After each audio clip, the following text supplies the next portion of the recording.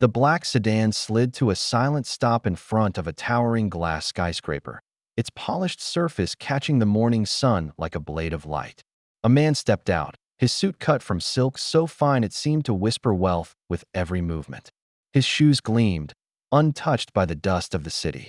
He moved with the impatience of someone who believed the world should wait for him. Behind the wheel, the driver sat still, his jacket worn at the cuffs, his hands rough and tired from years of labor. He watched as the tycoon strode away, never glancing back. That was when he saw it. A briefcase resting heavy on the leather seat. The handle gleamed with promise. The weight inside whispered of freedom, of debts erased, of a life unchained. For a long moment, the driver's breath caught. He knew the man who owned it would barely notice its absence. But for him, it meant everything. What he did next would not only test his soul, but also pierce the heart of the man who left it behind. His choice would stun the millionaire and change both their lives forever. The driver's mornings began long before the city stirred.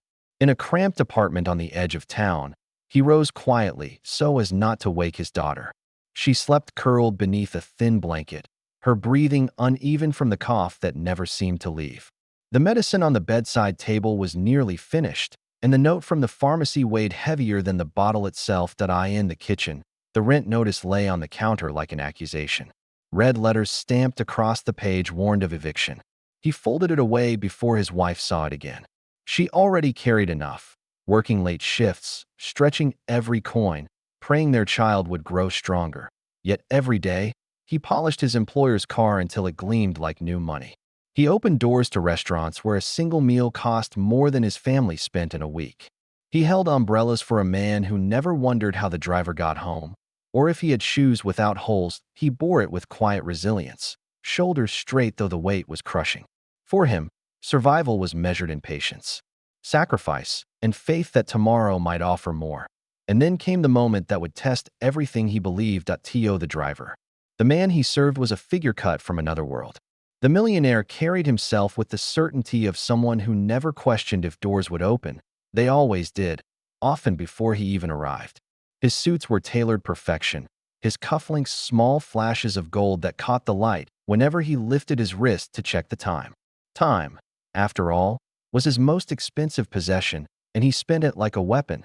Conversations with him were rarely conversations at all. Orders delivered without eye contact. A hand lifted to silence, a phone pressed permanently against his ear. The driver had learned to read the rhythm of his employer's voice. Sharp when closing a deal, careless when dismissing someone's plea, icy when speaking of competitors' dinners. The millionaire ordered the rarest wines without glancing at the price. At hotels, suites were booked months in advance, not because he needed them, but because he could. Generosity, when shown, came dressed in calculation.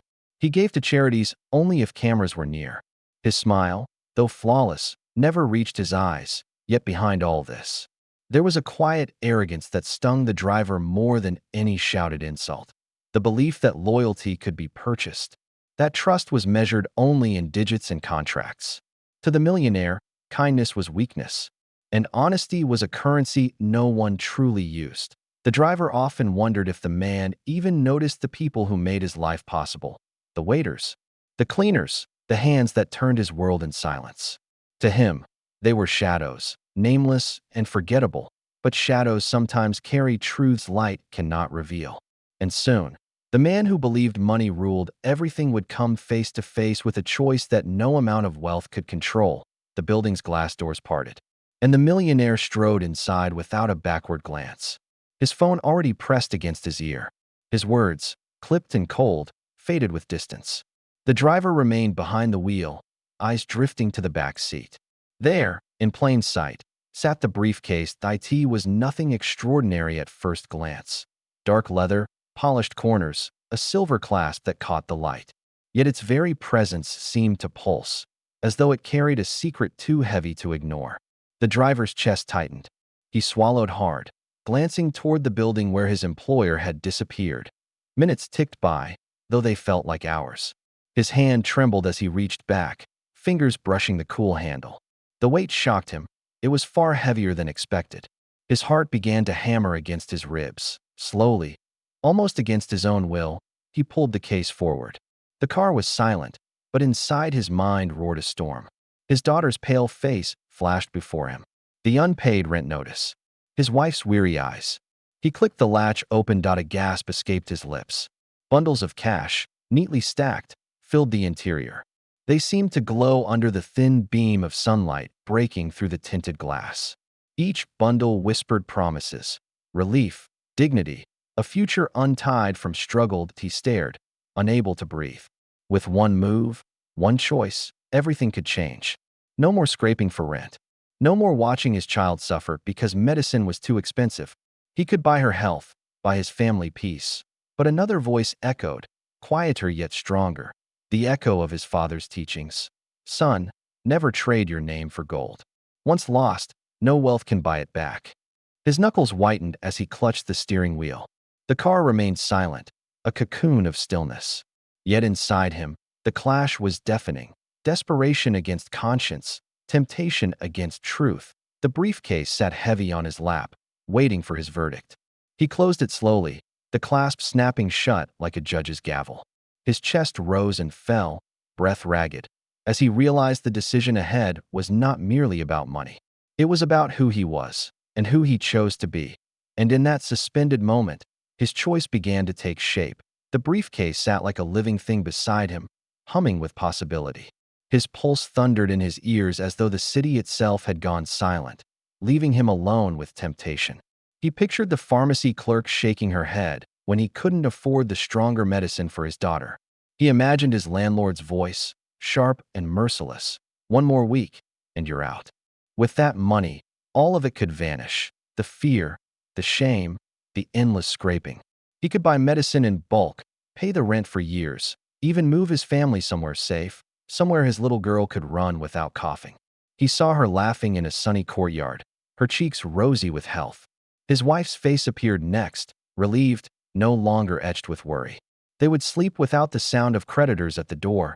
His hand brushed over the cold leather again. Just one choice, and he could break the chains that had bound him for so long. But then, from the depths of memory, came a voice. His father's, steady and unyielding. Son, a good name is worth more than gold.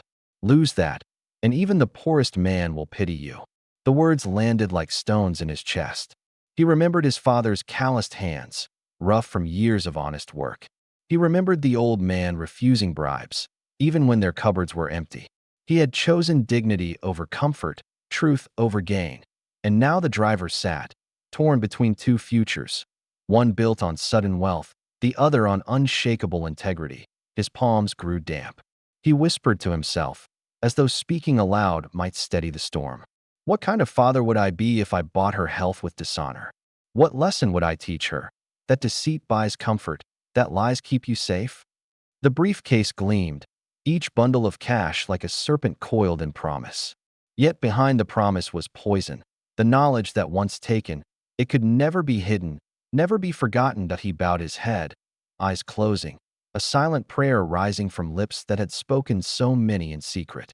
God, give me strength. Don't let me lose myself. When he opened his eyes again, the city outside had not changed. Cars honked, people hurried past. Life went on indifferent to his battle. But inside, something shifted. The storm began to settle.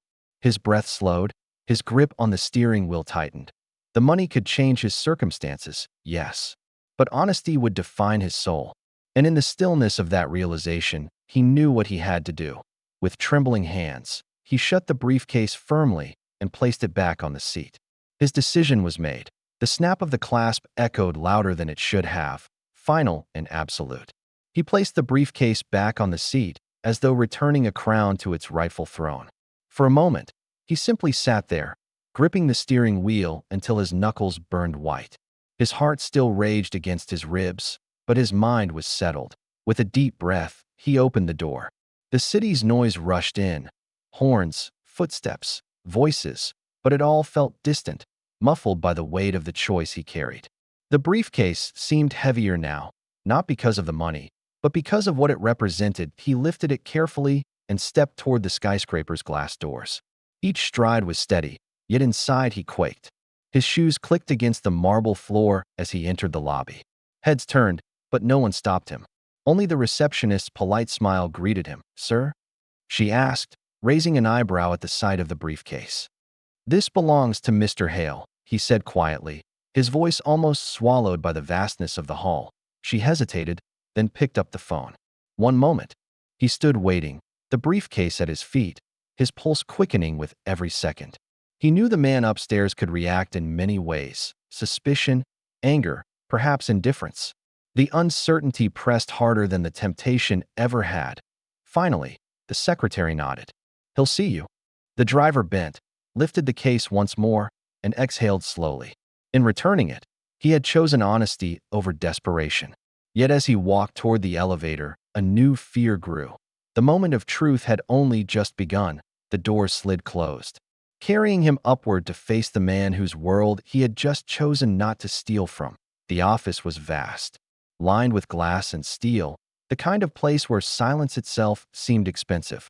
The driver stepped inside, the briefcase gripped tightly in his hand. Behind a massive desk, the millionaire looked up, eyes sharp, voice clipped. "You," he said, setting his phone aside. "Why are you here?" The driver placed the briefcase gently on the desk. "You left this in the car, sir." For a moment, silence stretched. Then the millionaire rose, circling the desk with a slow, deliberate pace. His eyes narrowed. "Did you open it?" The driver's throat tightened, but his answer came steady. "Yes, only to be sure it was yours." Suspicion sharpened the man's gaze. "And nothing is missing?" "Nothing," the driver replied. The millionaire flipped the clasps, scanning the stacks of money with quick precision. His fingers moved through the bundles, counting without counting, searching for proof of betrayal. At last, he looked up. "You had every reason to keep it," he said coldly. "Most men would have. Why didn't you?" The driver lowered his eyes, his voice quiet. "Because it doesn't belong to me." The answer landed like a stone in still water, rippling through the arrogance in the room. For the first time, the millionaire's expression faltered. He studied the man before him. No grand speeches, no excuses, only a quiet truth standing firm. The air hung heavy between them, the tension shifting from suspicion to something else entirely. Disbelief softened, replaced by an unfamiliar respect. The millionaire leaned back, folding his arms. His voice, though still measured, carried a trace of wonder. "Perhaps there are men I cannot buy after all." And in that moment, the ground beneath their worlds began to shift. The millionaire closed the briefcase slowly, his fingers resting on the polished leather as though weighing more than its contents. His eyes lingered on the driver, searching, measuring, almost unwilling to believe what he saw. Finally, he spoke, his tone quieter than before. "Do you know why I asked you to bring this up here?" The driver shifted uneasily. "Because it's yours, sir." A faint smile tugged at the man's lips, though it was not one of amusement. "No, because I left it there, on purpose." The driver's brows drew together, confusion flashing in his eyes. The millionaire began to pace, his hands clasped behind his back. "I've lived in this city long enough to know its rules. Loyalty is thin, trust thinner still. Everyone has a price. I wanted to see yours." The words cut like a blade, exposing the arrogance that had guided the test. But beneath them was something else, a weary honesty, a glimpse of a man tired of betrayal. He turned back, his gaze piercing. "I expected you to take it. In fact, I counted on it. Most men would have. Yet here it sits, untouched." The driver said nothing, his silence stronger than any defense. The millionaire exhaled, almost a laugh, but heavier. "Do you realize how rare that is? In all my dealings, I can buy smiles, I can buy promises, I can buy obedience. But this," he tapped the briefcase, "cannot buy integrity." For the first time, his eyes softened, no longer seeing just an employee but a man standing before him with dignity intact. "Few people in this city would have returned it," he admitted, "and fewer still without asking for something in return." The driver shifted his weight, humbled yet resolute. "I only did what was right." Those words, spoken without pride, pierced deeper than flattery. The millionaire looked away for a moment, as though steadying himself against a revelation he hadn't expected. The arrogance that had once filled the room seemed to falter, replaced by something new, admiration, and in that fragile silence, the balance of power between them began to change. The millionaire returned to his chair, but no longer with the cold detachment of a man above the world.